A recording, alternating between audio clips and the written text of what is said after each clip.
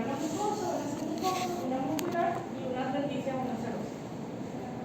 La mucosa que va a tener, a diferencia del aparato respiratorio, donde había una mucosa con un epitelio y una lámina propia, en el aparato digestivo va a haber una muscular de la mucosa, que es una capa muscular de músculo liso.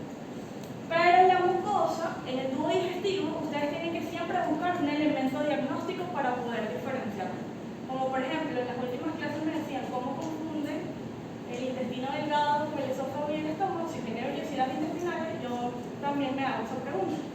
¿Cuál es el elemento distintivo para poder diferenciar el estómago del intestino delgado de la mucosa? Porque la mucosa tiene vellosidad. Entonces, en cada uno de los segmentos, usted tiene solamente que anotar qué es lo diferente de él. Porque hay muchas características histológicas que van a ser iguales en todos los segmentos. Por ejemplo, el tejido de la submucosa es igual en todos los segmentos. ¿Qué varía en la submucosa de algunos segmentos? La presencia de glándulas o no. Entonces, una glándula sí va a ser un elemento diagnóstico. Y una vellosidad va a ser un elemento diagnóstico. Entonces, son cosas, esas características es lo que usted tiene que saber para poder identificar el corte como tal. Entonces, la mucosa tiene al epitelio, a la lámina propia y a la muscular de la mucosa. La mucosa del tubo digestivo es fácil de aprendérsela porque el único segmento que tiene una mucosa con un epitelio diferente es el esófago, porque los demás segmentos van a tener, buenas tardes, adelante. Los demás segmentos van a tener un epitelio cilíndrico simple que va a ir variando porque se le van a ir agregando otras células. Pero, entonces solo son dos epitelios que se tienen que aprender. El del esófago y el del estómago, el intestino delgado y el intestino grueso, que es el mismo epitelio. Allí no hay complicación. La lámina propia va a ser igual, ya nos vamos a dar cuenta, la muscular de la mucosa, igualita en todos los segmentos, pero la submucosa sí va a variar. El tejido siempre va a ser irregular denso, pero aquí van a variar la presencia o no de glándulas. Y en la submucosa, ¿quién va a estar? El primer plexo, que es el plexo de Mengs. Luego viene la capa muscular, que es una capa propia o muscular propia o externa, que va a ser de músculo liso. Y también es igual, ¿en dónde?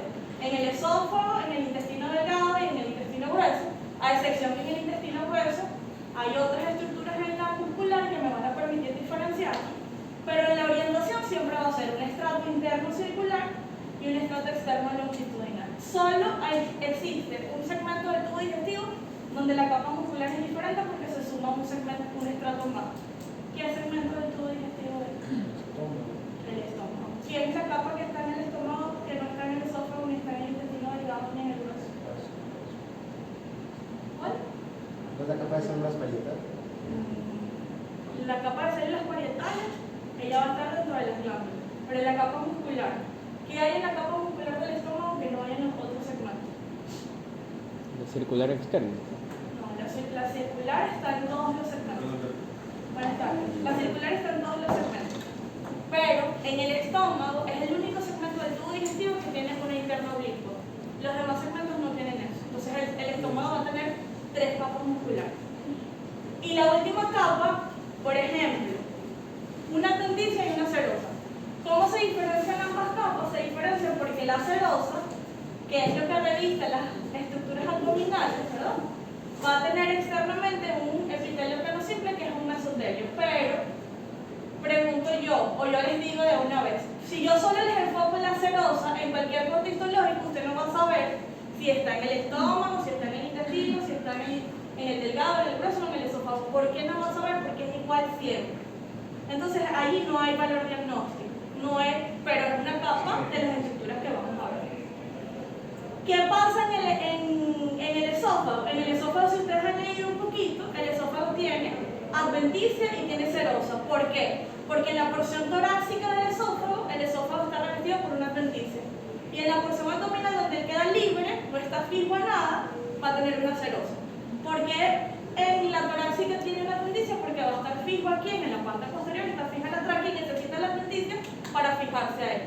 En cambio, en la parte abdominal está solito allí, guindando, entonces no va a estar recubierto por un tejido retroperitoneo, que va a ser esa serosa. Es solo ese segmento. Si yo les voy a poner una placa donde tenga adventicia serosa, no les voy a poner eso en el esófago. Pero usted sí tiene que saber que hay esófago torácico y hay esófago abdominal, y que varía en la última capa, que va a ser la adventicia o serosa. Adventicia en el torácico, serosa en el abdominal. En la capa muscular, ¿Qué va a haber entre los dos estratos? El segundo plexo, que está entre el circular y el longitudinal, que es el plexo de Auerbach, que es el más grande y es el responsable de la peristalsis. ¿Y qué pasa? ¿Por qué es el responsable de la peristalsis? Porque él se va a encargar de inervar a las capas musculares, para que obviamente ellos puedan generar los movimientos.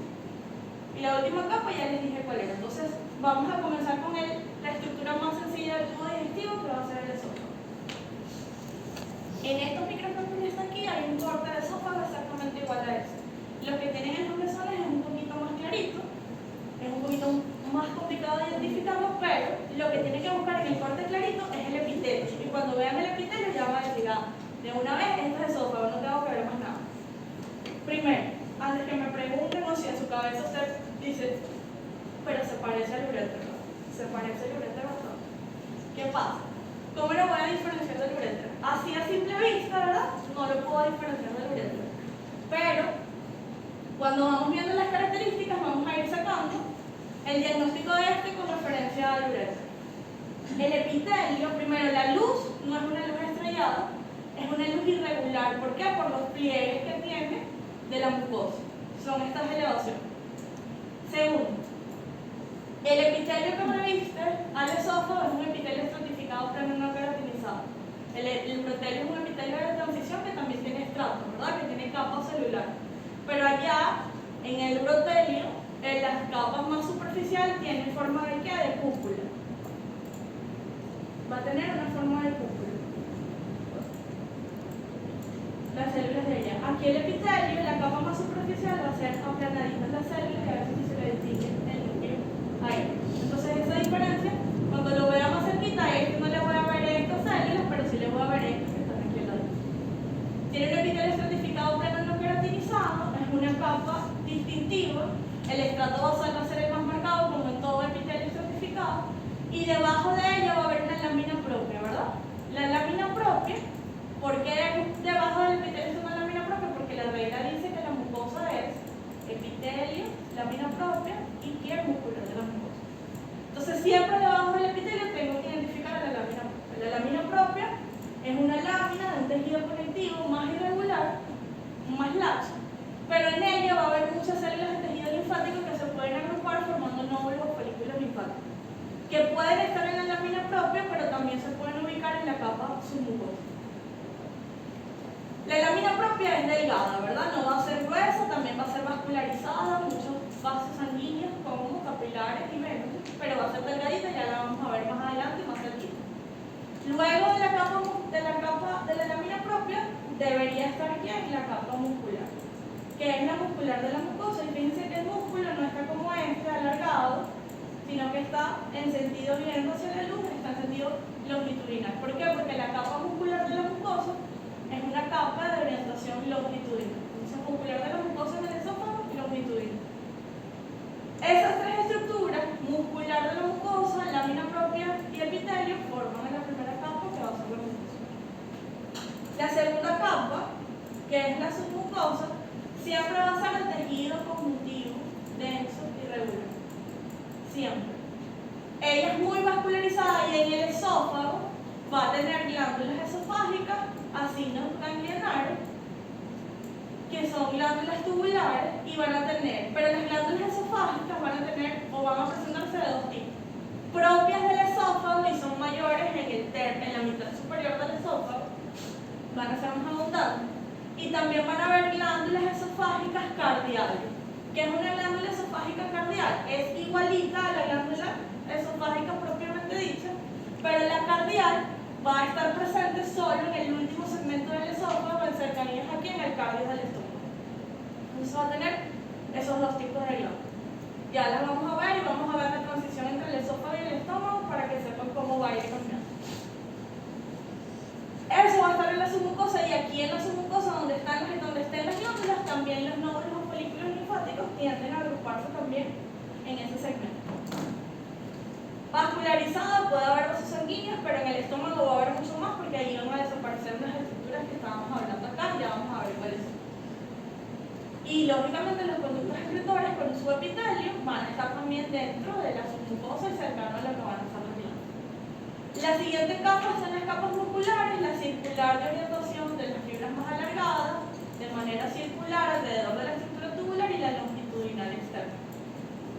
El músculo que forma la capa muscular es músculo liso, pero el esófago en la literatura les describe que dependiendo del tercio del esófago que se evalúe, histológicamente puede haber también fibras de músculo estriado.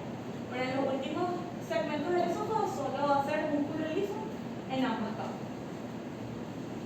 Vamos a ver esto más cerquita, ¿no? En las láminas que ustedes tienen hoy, bueno, traten de tomar una fotito como esa que está allí, así como les decía que le tomaran a la tráquea y le identificaron, ¿no? Entonces las que ustedes tienen, que son las que van a tener en la lección, le van a tomar una fotito y le van a identificar así como yo identifiqué. ¿Qué van a buscar primero? El epitelio. Entonces va a colocar allí la estructura histológica diferencial del borde del esófago es el epitelio y la presencia de glándulas en la submucosa.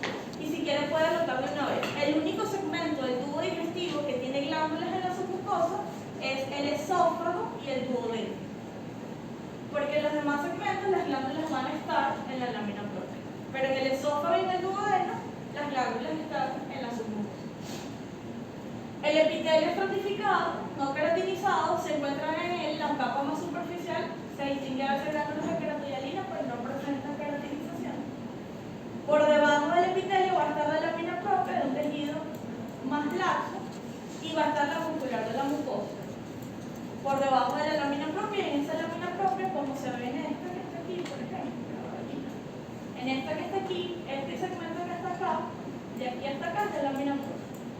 Estos son vasos sanguíneos, esta es una vértebra, esta es una arteriola, este es un capilar, y así varios vasos sanguíneos, pero más pequeñitos. Los más grandes pueden estar en la submucosa. El tejido va a ser laxo y van a ver muchas células de tejido linfático que a veces forman nódulos o folículos linfáticos como estos que están acá, que se ubican en la lámina propia. Entonces, esas tres estructuras, la muscular, la lámina propia y el epitelio, forman entonces a la mucosa. ¿Y dónde van a ubicar las submucosas? Como en la tráquea. Cada vez que vea las glándulas, bueno, aquí en el esófago también voy a identificar que ahí es donde van a estar las glándulas. Pero los conductos excretores que están entre las glándulas a veces pueden ubicarse en la lámina propia. ¿Para qué? Forman un muco que mantiene humedecida lo que va a ser la mucosa y permite lógicamente el tránsito de los alimentos dentro de este segmento de la vía digestiva. Fuera tienen a las dos capas musculares que se ven muy bonitas en la mayoría de las partes que vemos. Siempre se identifican la interna y la externa de manera clara, sin mayor dificultad. Por eso les digo que el corte del esófago es muy fácil de identificar. Aquí tienen más cerquita, fíjense que está el epitelio, se diferencia de la tráquea en qué? En el epitelio que tiene, en la capa muscular de la mucosa, la tráquea no tiene muscular de la mucosa, pero sí tiene músculo donde, en el segmento posterior de la tráquea, aquí va a estar siempre, en cualquier segmento del esófago, tiene la submucosa con glándulas, también la tráquea tiene submucosa con glándulas. Y donde está el músculo en el esófago, va a estar el cartílago y el niño dentro de la tráquea. Este es el corte que hablábamos ahorita. En la parte superior solo se ve la mucosa, en la parte inferior se ve la mucosa, se ve la submucosa con una tinción de carmín que me permite colorear las glándulas más rojitas, y está la capa muscular interna que sería la circular. Y este es un conducto excretor que está cerca de lo que van a ser los vacinos glandulares. Estas son las características del esófago. Cuando el esófago cambia al estómago, se va a ver más o menos así. Es la transición entre el esófago y el estómago. Esto es estómago. Y esto es estómago del cardio, que es el primer segmento que recibe al esófago. ¿El cambio es progresivo? No. Es rápido, ¿verdad? Cuando digo que es rápido, es que el epitelio estratificado cambia de una vez al epitelio del estómago, que es el epitelio cilíndrico simple. ¿Qué pasa? Si nos damos cuenta de algo, ya de las características del estómago hablamos en la siguiente diapositiva. Todo este segmento que está acá por debajo de la línea verde es la submucosa, más o menos hasta aquí. Todo esto es submucosa. En el esófago les decía que en toda su longitud, sobre todo en la mitad superior, las glándulas son glándulas esofágicas propiamente dichas y se deben ocupar ¿dónde? O deben estar ¿dónde? En la capa submucosa. Pero fíjense que en el último segmento del esófago, que es cerquita, pegadito y al ladito del cardio, las glándulas no están en la submucosa, sino que pasan a ubicarse en la lámina propia. Entonces, en ese último segmento, las glándulas no van a estar en la submucosa, sino en la lámina propia. ¿Y por qué se denominan cardioides porque están simplemente al ladito del cardias del estómago. Las glándulas del cardias y de todos los segmentos del estómago nunca están en la submucosa, siempre van a estar en la lámina propia. Y obviamente las glándulas en el estómago sí varían en función de qué, en función del tipo de glándula y del segmento que, no del tipo de glándula, varía según el segmento del estómago que se esté evaluando. Además de eso, en este corte pueden darse cuenta que viene la capa muscular y hace como una elevación. Viene de una capa muscular de 2 estratos en el esófago y va a pasar a 3 estratos dentro del estómago, pero aquí en el estómago esos estratos son más, se dice aleatorios, pero sí se disponen de 3 estratos. Entonces vamos a hablar ahora de quién? Del estómago. ¿Alguna pregunta del esófago? Los plexos sí están, los plexos sí están presentes en la submucosa y en la muscular. Ahorita que estamos en el estómago, vamos a ver los dos plexos, tanto el submucoso como el muscular, pero es el mismo que va a estar en el estómago. La pared del estómago, bueno, esto que tenemos acá es un corte de estómago. El que ustedes tienen se ve así, pero más pálido, ¿verdad? Ojalá que todos se vieran así de bonito. El único corte que se ve exactamente igual al que ustedes tienen hoy es el de intestino delgado y van a ver prácticamente el mismo que yo les pongo allí, es el de intestino delgado. El de estómago se parece a este que está acá, pero se ve más clarito. A veces cuesta un poquito, pero ya les voy a enseñar cómo lo van a diferenciar, sobre todo el intestino grueso. El estómago también es un órgano tubular, entonces ¿qué hay que ver en él? La mucosa, la submucosa, la muscular, y en este caso siempre va a ser la cerosa, ¿verdad? Vamos a hablar de la mucosa. Primero, el estómago puede presentar unas elevaciones que se conocen como arrugadas. ¿Por qué? Porque van a presentarse, anatómicamente también lo que van a hacer esas arrugas dentro del estómago. Esas elevaciones incluyen a la mucosa y un poquito de la submucosa. No son pliegues circulares, no son válvulas conniventes, porque los pliegues circulares, las válvulas conniventes o válvulas de Kerpin solo están presentes en el intestino delgado, no están presentes en el estómago. Dentro de lo que va a ser la característica principal de la mucosa es el epitelio, que es un epitelio cilíndrico simple. No tiene células caliciformes, no las va a tener porque el segmento que tiene células caliciformes es el siguiente, que es el intestino delgado. La mucosa, que va a tener que un epitelio, el epitelio reviste la mucosa, pero ese epitelio o esa mucosa va a tener elevación, ¿verdad? Como montañitas que suben y bajan, suben y bajan, suben y bajan. Cada vez que baja, se crea una invaginación. ¿Qué es una invaginación? Algo que se dirige hacia la parte más interna de la estructura. Entonces, estas invaginaciones que están en la parte superior se denominan fositas o fabiolas gástricas. ¿Cómo qué? Como estas que están aquí, ¿verdad? Entonces, aquí vemos a la mucosa más cerquita, sobre todo la parte más superficial. Fíjense que aquí, este es todo. ¿Qué es el epitelio? Todo este segmento es el epitelio. Fositas o fabiolas gástricas. El epitelio viene, baja, vuelve a subir, vuelve a bajar y así sucesivamente. Entonces, ¿qué es la fosa gástrica? Esta depresión que hay aquí. Todo esto que marca en verde es la fosa gástrica. Vamos a ver aquí. Las células que forman el epitelio, fíjense que allí se ven muchísimo más cerquita, ¿no? Entonces, las células que forman el epitelio, si es un epitelio cilíndrico, entonces vamos a identificar a la célula cilíndrica. Fíjense que es esta que está acá, el núcleo es basal, y en la parte superior las células cilíndricas tienen una especialización en el estómago que va a hacer que van a contener una dilatación que contiene gránulos de mucinógeno, por eso la ven como pálida. No son células calciformes, pero las células cilíndricas del estómago, que se denominan células mucosas superficiales, tienen una dilatación apical que van a contener gránulos de mucinógeno. Por eso el corte del estómago usted a veces lo puede ver como clarito en el epitelio, y eso es lo que a ustedes los confunde con el intestino grueso, porque el intestino grueso sí tiene millones de células caliciformes, que es lo que ustedes a veces confunden el estómago con el intestino grueso. Debajo del epitelio, ¿qué debe estar? Según la mucosa. La lámina propia, ¿verdad? Entonces, regresamos un poquito atrás a la imagen inicial para ver. Si el epitelio es lo que reviste por fuera, lo que está por debajo de la fosa gástrica y antes de la muscular de la mucosa es la lámina propia. Pero ¿qué pasa? La lámina propia aquí es más gruesa, pero no es gruesa porque tenga mucho tejido conectivo laxo. Es gruesa porque ahí es donde van a estar todas las glándulas en la lámina propia. Entonces, si nos vamos acá de nuevo, la lámina propia es lo que está por debajo del epitelio, en el pliegue que se eleva. Esto no es una vellosidad, esto simplemente es una elevación del epitelio. Para hacer una vellosidad tiene que tener una forma más foliácea o más alargada.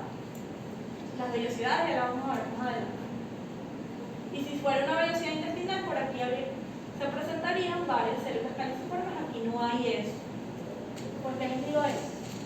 Porque, por ejemplo, si la lección es virtual y yo les corto esta imagen así, yo les pregunto la siguiente estructura, que seleccione la opción correcta para la siguiente estructura. ¿Es una estructura presente en el intestino delgado? Puede ser, ¿verdad? ¿Por qué? Porque me voy a confundir con una vellosidad intestinal. Pero tengo que recordar que el intestino delgado tiene el epitelio del estómago, pero tiene células caliciformes y tiene microvellosidad. Allí no estoy viendo células caliciformes. ¿Por qué no es intestino grueso? Porque si fuera intestino grueso, también habría muchísimas células caliciformes. Allí no hay. No es esófago, ¿por qué? Porque no es un epitelio estratificado, plano queratinizado. Tiene que ser la opción que dice que es un segmento del estómago y que estamos viendo las células mucosas superficiales. ¿Por qué? Porque son células cilíndricas y tienen la especialización apical. Entonces, eso no es una vellosidad. La lámina propia, que está dentro de la elevación, ¿verdad? Y debajo de las fosas gástricas, aquí adentro, van a haber muchas células de tejido linfático. La lámina propia es un tejido conectivo laxo. Y esas células de tejido linfático, más hacia la base de la mucosa, pueden formar nódulos o folículos linfáticos aisladas de esa lámina propia. Pero el tejido laxo con las células se limita a los espacios que van a haber entre las glándulas, porque por aquí ya inicia una glándula, por aquí hay otra. Y el espacio que va a haber entre una glándula y otra es lo que va a estar ocupado por el tejido conectivo laxo. Entonces, sí es escaso, porque la lámina propia en realidad es gruesa por la presencia de las glándulas. Volvemos aquí.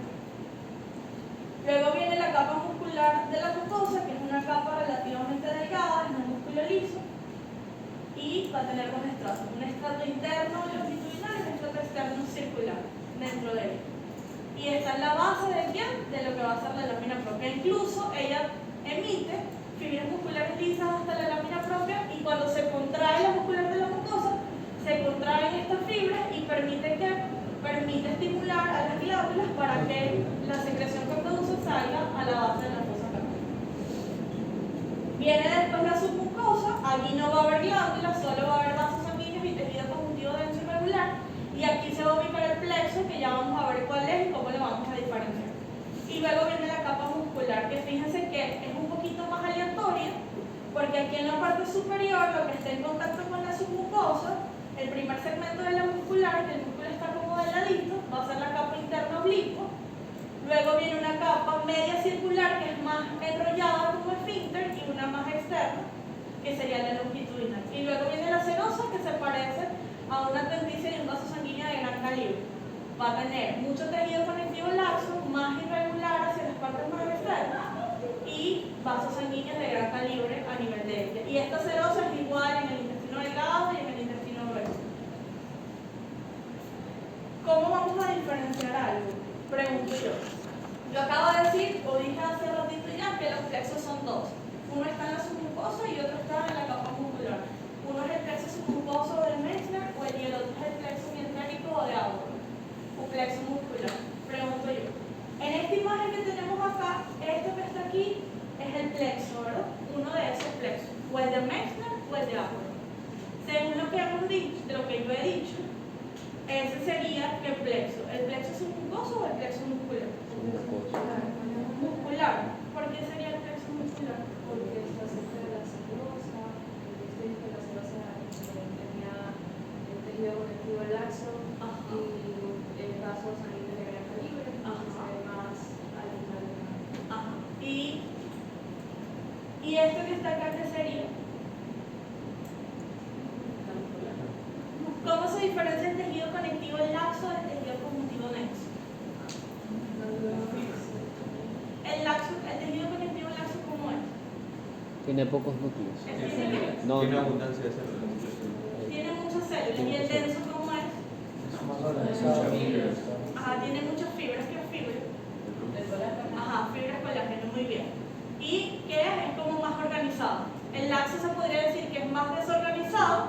el denso es como más organizadito.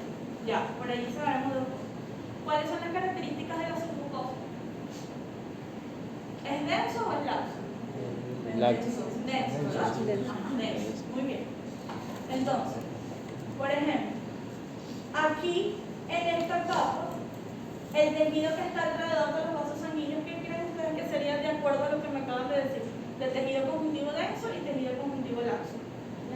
Laxo, ¿verdad? Porque está más disperso. Bien. Y aquí, en este segmento, ¿qué tejido sería? Según lo que me acaban de decir, ¿denso o laxo? Denso, ¿verdad? Aquí también va a haber, este es un vaso sanguíneo, por aquí hay otro vaso sanguíneo. Entonces, de acuerdo a lo que acabamos de comentar, esto que está aquí, ¿es tejido denso o tejido laxo? Denso, ¿verdad? Ya, muy bien. ¿Y esto que está aquí qué es? La capa ¿Qué? Ajá, es una capa. Esto es una capa muscular, esto es músculo, ¿verdad? Ahorita hablamos si es la capa oblicua. Entonces, este plexo que está aquí está en la submucosa. Y si es la submucosa, es el plexo de Meissner. ¿Por qué estoy en la submucosa sin ver el epitelio, sin ver más nada? Porque ya les dije que la submucosa tiene tejido conjuntivo denso, tiene vasos sanguíneos y debajo ¿quién va a estar? Una de las capas musculares. Ahora, ¿qué tienen los plexos adentro? Los plexos son células nerviosas y cúmulos de células ganglionares. Dentro de los plexos van a haber estructuras ganglionares como esta que ven acá, con un núcleo, con un citoplasma claro y un núcleo basófilo grande, y van a estar rodeadas ¿de qué? De células más pequeñas que son células de la glía o células gliales que le dan soporte y nutrición a las estructuras ganglionares. Siempre van a ver el plexo entre el tejido un poquito más pálido. ¿Por qué lo ven pálido? Porque internamente los segmentos del plexo que se ven más claritos van a ser segmentos que van a contener lo que va a ser mielina, y la mielina hace que el plexo también se vea más clarito. Cuando están en tercer ciclo, ¿verdad? Que lógicamente están viendo nervioso, ya van a ver todas las características de las estructuras que van a formar los plexos nerviosos. Entonces aquí no pregunto nada, porque si ya acabamos de deducir que aquel es el plexo submucoso porque tiene mucho tejido conjuntivo denso, entonces este se supone que sería el plexo muscular. ¿Por qué? Porque todo lo que rodea a este que está aquí es tejido muscular. Y fíjense que para diferenciar ambos, el plexo submucoso también siempre lo vamos a ver como más pequeñito, y el plexo muscular sí lo vamos a ver más grande por la importancia funcional que va a cumplir él dentro de todo lo que va a ser el tubo digestivo. Entonces, entre las capas musculares, en el corte del estómago y en el corte del intestino delgado, que ustedes tienen hoy, pueden encontrar el plexo muscular muy bonito. Le pueden tomar una fotito si quieren para que la tengan por ahí, ¿verdad? Entonces ya saben, si lo tienen así, si ya me coloca eso, ya sé que eso es el plexo muscular. Pero si me coloca este que está aquí, es el plexo submucoso. Yo puedo saber viendo el plexo submucoso en qué segmento del tubo digestivo estoy, sí puedo saber. ¿Por qué? Porque si yo veo el plexo submucoso y veo muchas glándulas, puede estar o en el esófago o en el duodeno. Pero puedo diferenciar la submucosa por el plexo del estómago, del intestino y del intestino grueso, no. Porque ninguna de las dos submucosas va a tener algo distintivo. El plexo siempre va a ser igual en ambas estructuras. Pero el esófago y el duodeno sí lo puedo sacar nada más viendo la submucosa y viendo el plexo si están presentes las glándulas cerquitas ahí. Bueno, seguimos acá. La mucosa gástrica, ¿verdad? Dentro de lo que va a ser el tubo digestivo, la mucosa gástrica, por debajo de las fositas gástricas, ¿verdad? Si estas son las fosas gástricas, esta y esta. Por debajo de ellas van a estar las glándulas. Las glándulas del estómago pueden ser de tres tipos. Pueden ser glándulas cardiales, pueden ser glándulas fúndicas de fondo o de fundus, y pueden haber glándulas pilóricas. ¿Qué pasa? Para que se lo aprendan de una vez. Las glándulas más abundantes, pero que a veces es un poquito más difícil de identificar, son estas que están aquí y se conocen con el nombre de glándulas fúndicas. Cada vez que se quiera identificar a una glándula fúndica, usted va a tratar de ver a esta celulita que tenemos acá. Las glándulas fúndicas tienen muchas células diferentes. Y todas las células que tienen las glándulas fúndicas, ¿qué hacen? Secretan diferentes sustancias que forman el jugo gástrico, como ácido clorhídrico, pepsinógeno, hormonas y así sucesivamente. Estas células que están acá se denominan células parietales. Y las células parietales están en todas las regiones de una glándula fúngica. En el istmo, en el cuello y en la base. Entonces, siempre en la glándula fúngica, una de las células que predomina son las parietales. ¿Cómo se la van a aprender? Se la van a aprender que es como un huevito frito, ¿verdad? Tiene un citoplasma grande, claro, que sería la parte blanca del huevito, y va a tener un núcleo central que sería lo amarillo, ¿no? Entonces aquí lo vemos, el citoplasma rosadito y el núcleo, en este caso más basófilo. Así las vamos a ver, y ya van a ver que sí las podemos identificar así. Pero no son las únicas células, hay otras y ya les voy a decir cuáles son. Ellas, estas glándulas, ¿verdad? Atraviesan toda la lámina propia y es como que se enrollan aquí abajo. Y entonces, ¿dónde descansan? En la muscular de la mucosa. A diferencia de las otras glándulas que van a estar más arriba y como más amontonaditas. Las regiones del estómago son estas. En histología son otras regiones. El cardias, el fundus, que sería el fondo y el cuerpo del estómago, todo eso en histología es el fundus. Que aquí es donde van a estar estas glándulas, en el cardio van a estar las glándulas que están acá, y la última región, que va a ser la región del píloro, donde van a estar las glándulas pilóricas. Por ejemplo, en la imagen superior izquierda sé que estoy en el cardio, ¿por qué?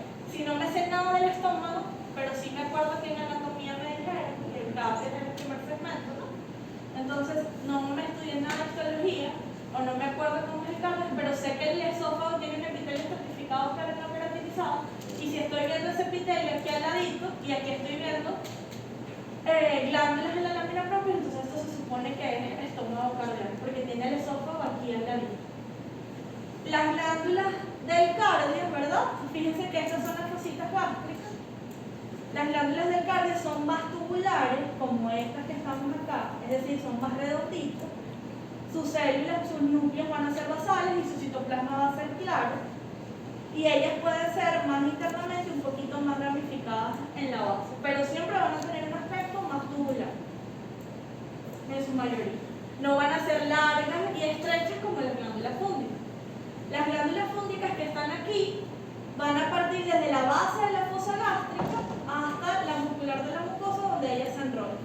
Y ella, su luz va a ser muy estrecha, no la voy a distinguir, entonces la lámina propia va a ser como más tapadita. Bien tapadita porque no voy a ver la luz de la glándula fúngica. Y por el contrario, las glándulas pilóricas, aquí fíjense que el fondo de la fosita gástrica prácticamente no se distingue con las glándulas pilóricas. Y las glándulas pilóricas van a estar conformadas por las mismas células mucosas superficiales que forman a la mucosa del epitelio gástrico. Y estas glándulas sí van a ser más grandes. Por lo tanto, es un segmento como que vamos a ver menos poblado celularmente, pero eso viene dado por que las glándulas del píloro van a ser más amplias. ¿Qué segmentos tiene una glándula fúngica? La glándula fúngica se divide en dos. Las dos que tenemos aquí, una a la derecha y una a la izquierda, tiene el istmo, que aquí arribita van a haber células que dan a las células superficiales y también originan a las células de la glándula. Tenemos una región del cuello, que es la zona más larga de la glándula, y la base, que también se llama fondo, donde van a haber otras células, que son las que están acá. Fíjense que las células parietales, que yo les dije, están en el istmo, están en el cuello, y también van a estar en el fondo o en la base. Por eso yo les digo que es la que tenemos que identificar. También hay otras células, como las células neuroendocrinas, y las células principales, también las podemos ver en histología. Las células principales pueden ocuparse en otros segmentos, pero van a estar más que todo acumuladas en la base de las glándulas fúngicas. Y ellas van a ser basófilas toditas. El núcleo va a ser basal, abajito, y el citoplasma va a ser muy basófilo y a veces pueden presentar granulación. Si se ven así, sí, y se ven en esta imagen. Fíjense que aquí se ven a las células parietales, que son estas que están acá, y las células principales son esta que está al ladito y esta que está al ladito. Es un basófilo tanto del núcleo como el citoplasma de la célula. Entonces aquí hay células parietales y células principales. Esto es cómo se presenta una glándula fúngica, pero se veía más bonita en el anterior. Aquí ven cómo la muscular de la mucosa tiene fibras musculares lisas hasta la lámina propia que estimula la glándula. Esto es el plexo que ya les mostré ya, que se veía más bonito en aquella imagen. Es este que está acá, este es el plexo muscular. Y aquí yo les pregunto, en la imagen que tienen allí tienen un estómago superior y un estómago inferior, ¿verdad? ¿El estómago de arriba es cardia, es píloro o es fundus? Fundus. ¿Por qué es fácil? Porque si lo ves más cerquita, sin verlo más cerquita, así como estaba, igual ya se distinguen las células parietales en él, que era lo que les decía. El citoplasma claro y el núcleo basófilo. ¿Y el estómago de abajo cuál es? Cardio. ¿Se ve la muscular? Sí. Aquí está, aquí está. En ambos se ve el límite entre la lámina propia y la siguiente capa, que sería el límite la muscular de la mucosa. Y por ende, este segmento que tenemos acá es el píloro. No se distingue la base de las fosas gástricas con respecto a lo que van a ser las glándulas, incluso penetran ya más esas fosas gástricas, porque lógicamente ya aquí la mucosa va a comenzar a cambiar a la mucosa del intestino delgado, y aquí no es tan superficial la mucosa, sino que se van a presentar las vellosidades intestinales. Seguimos acá. La pared del intestino delgado. A ver cuánto tiempo llevamos aquí. Ya llevamos 1 hora. La pared del intestino delgado. Bueno, la pared del intestino delgado, voy a hablar primero en general del intestino delgado. Los segmentos no los vamos a ver hoy, o bueno, si ustedes quieren, veamos los segmentos hoy. Pero no los voy a tomar en la lección de la semana que viene porque sería muchísimo. ¿Los vemos hoy de una vez todo? ¿O solo en general el intestino delgado? Solo en general. Los segmentos cada uno los vemos la semana que viene, pero si tengo una lámina de intestino delgado para que la vean. A ver. Entonces la semana que viene vemos los segmentos del intestino delgado, el intestino grueso, que es súper fácil, y vemos hígado y páncreas de una vez. Y si podemos vemos un labio y listo. Y ya con eso terminamos, con eso me despido de ustedes, solo me queda que me entreguen la tarea que se la hacen. Entonces me prestan atención aquí un ratito. ¿Qué tiene el intestino delgado diferente a lo que hemos visto? Primero, cada vez, como les decía hace como 3 semanas atrás, ¿verdad? Cada vez que se quiera identificar el intestino delgado, le va a ver esas ramificaciones que tienen allí, que es como los tentáculos de un pulpito o como unas ramitas de una hoja. Eso es lo que tienen que identificar. Entonces, como siempre les he dicho, si yo no me sé en el examen, que lógicamente es presencial, ¿verdad? Si yo veo un corte así y yo no me acuerdo más nada, pero yo sí sé que es intestino delgado porque hay vellosidad, usted por lo menos póngame, doctora, no me acuerdo de más nada, pero esto es intestino delgado porque tiene vellosidad. Quizás no entiende el punto completo, pero por lo menos tiene 0,50, ¿no? Para que sepa. Entonces, esas vellosidades es lo más distintivo del intestino delgado y es lo que usted tiene que buscar como estructura de diagnóstico para poder identificar. Segundo, el epitelio que reviste las vellosidades, ¿quién va a ser el epitelio? Lo que está por fuerita de la ramita, ¿no? Ese epitelio es un epitelio cilíndrico simple con células caliciformes y borde o chapa estriada. ¿Qué es una chapa estriada? Estas vellosidades, a su vez, las células que la revisten van a tener microvellosidades y las microvellosidades forman lo que se conoce borde o chapa estriada.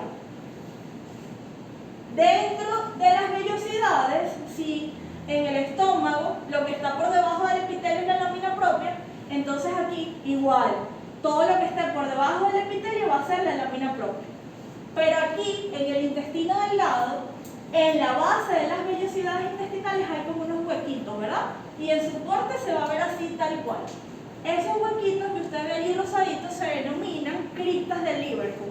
Y las criptas de Liverpool en el intestino delgado tienen a unas células eosinófilas que se denominan células de Paneth y por eso muchas veces las vemos rojitas. Pero lo más rojito lo vamos a ver cuando movemos el tornillo micrométrico porque ellas restringen como los eosinófilos que veíamos en la primera clase. Entonces, ¿qué sabemos hasta ahora? El intestino delgado tiene vellosidades, tiene microvellosidades, tiene criptas de Liverpool y va a tener otra estructura que es ese pliegue que usted ve elevado allí. Por eso yo le decía cuando estábamos en el estómago que no lo vamos a confundir con el intestino delgado porque el pliegue aquí sí es una verdadera elevación. Estos pliegues que están acá, a ver, este que está aquí, este que está aquí, este que está aquí y este que está aquí son válvulas conniventes o válvulas de Kerckring. Esas válvulas de Kerckring, que también se conocen como pliegues circulares, ¿qué incluyen o qué forma un pliegue circular?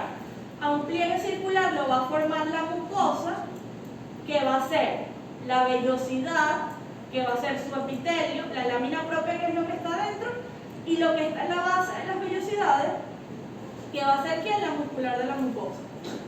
Y por debajo de la muscular de la mucosa se va a encontrar la submucosa, porque todo esto que está aquí es submucosa y ella también se eleva junto con la mucosa para formar el pliegue circular. ¿Por qué el intestino tiene eso y el estómago no? Porque aquí se tiene que absorber más sustancia, y se necesita que haya algo como que se alargue para que tenga que más superficie de absorción. El pliegue lo eleva y la velocidad sobresale del pliegue arriba, entonces la superficie de absorción es mayor en el intestino delgado. Entonces todo eso tiene el intestino en general, el intestino delgado en general. Cada segmento del intestino delgado tiene otras cositas diferentes para poder diferenciar. Las capas musculares son iguales en el esófago, la interna circular y la externa longitudinal, pero aquí como más en el esfínter, por eso la vemos como enrolladita a la interna. La submucosa es de tejido conjuntivo denso, muy vascularizada, pero ella sí varía. ¿Varía por qué? Porque el duodeno, que es el primer segmento, va a tener glándulas, que son glándulas de Brugner. El yeyuno no va a tener glándulas, pero va a tener muchos pliegues circulares o válvulas de Kerckring. Y el ilio, que es el último segmento, va a tener aquí a las placas de Peyer. De esa manera, y viendo esas estructuras, se distinguen los tres segmentos del intestino delgado. El primero, con las glándulas en la submucosa. El segundo, con los pliegues circulares y las vellosidades. Y el tercero, con las placas de Peyer en la lámina propia de la submucosa, y las vellosidades en el ilio van a ser más bajitas, más cortitas. ¿Cuáles son las estructuras que aumentan la superficie de absorción? Lo que les decía, las microvellosidades, las vellosidades y las válvulas de Kerckring. Aquí vemos, las vellosidades pueden ser de dos tipos, como esta, que es como los deditos de nuestra mano, y como la que está aquí, que es como una ramita alargada, ¿no? Y también hay unas más pequeñitas, como esta que está acá. Entonces, las que parecen una ramita son vellosidades foliáceas, y estas que están acá, como los dedos, son vellosidades digitiformes. Por ejemplo, ese corte que está allí es el duodeno, porque este es la muscular de la mucosa y aquí hay glándulas. Y estas son las glándulas de Brugner, por eso es duodeno. Y en el duodeno las vellosidades son más que todo alargadas, como esas que están allí, las vellosidades son más abundantes dentro del duodeno. En el yeyuno las vellosidades se parecen más a estas que están aquí. Son más foliáceas. Y en el ilio, bueno, son más irregulares, pues son gorditas y son muy bajitas, porque ya la mucosa no va a ser de ese tipo, sino que cambia a glándulas tubulares rectas en el intestino. Esto es una vellosidad intestinal foliácea, así como veíamos allá en el estómago, vamos a diferenciar aquí. Fíjense que en el estómago yo les hablaba del epitelio, aquí está ¿qué? Las células cilíndricas, que el núcleo también va a ser basal, pero fíjense que apicalmente no tiene la especialización, no tiene los glándulos mucinógenos. ¿Por qué? Porque están las células caliciformes, que tienen el núcleo basal y sí son dilatadas en la parte superficial. Entonces va a haber células cilíndricas y caliciformes en el epitelio. ¿Quiénes son las microvellosidades? En la parte apical, las células cilíndricas tienen esta especialización, que es esta rayita que ven acá más rosadita, que van a ser las microvellosidades. Por eso se dice que tiene un borde o chapa estriada. Dentro de las vellosidades, ¿qué es esto que está aquí adentro de la lámina propia? Con muchas células de tejido linfático y tejido conectivo laxo, ¿verdad? Pero fíjense que dentro de la vellosidad está esta estructura central dilatada, que es como que si la vellosidad tenga una luz. ¿Qué es esa estructura? Esa estructura es lo que se conoce como el vaso pilífero central. Y el vaso pilífero central es un capilar linfático que van a tener las vellosidades intestinales. Algunas lo van a expresar, otras no, pero la que lo tiene se denomina de esa manera. ¿Y qué más tienen las vellosidades? Bueno, tienen también fibras musculares lisas que vienen de la muscular de la mucosa y permiten que ella se acorte o se alargue en los procesos de absorción. ¿Qué hace el vaso pilífero central? Bueno, eso lo leen en el libro. Mentira, el vaso pilífero central solamente permite que lo que absorbió las células que están acá, que son los enterocitos, que más que todo Los enterocitos que absorben lípidos pasan los lípidos del vaso pilífero central y el vaso pilífero central los dirige hacia los vasos linfáticos más grandes que están en la submucosa y ya sigue todo su recorrido. Esta es una vellosidad más cerquita, ahí se ve la chapa estriada mucho más bonita. Tómenle una cerquita a una vellosidad porque por experiencia les digo que hubo una lección donde solamente coloqué un pedacito de la vellosidad y el alumno me tenía que decir si era una vellosidad y si era intestino delgado. Eso que está allí son las cristas del Lieberkühn en la base de las vellosidades, entonces son como huequitos en la base, ¿verdad? Entre una y otra se hace un huequito y ese huequito está recubierto ¿por qué? Por el mismo epitelio que recubre la velocidad. Y en la base del huequito, ¿qué va a haber? En la base del huequito van a estar las células de Paneth, que tienen una función bactericida porque generan una lisocima que actúa sobre la pared de las bacterias. ¿Y dónde se van a ubicar? En la lámina propia, por encima de quién? De la muscular de la mujer. Ahí ven las células de Paneth también. Están entre la base de la velocidad y en la lámina propia de él. El plexo, esto lo vemos la semana que viene. Repasamos respiratorio, ¿no?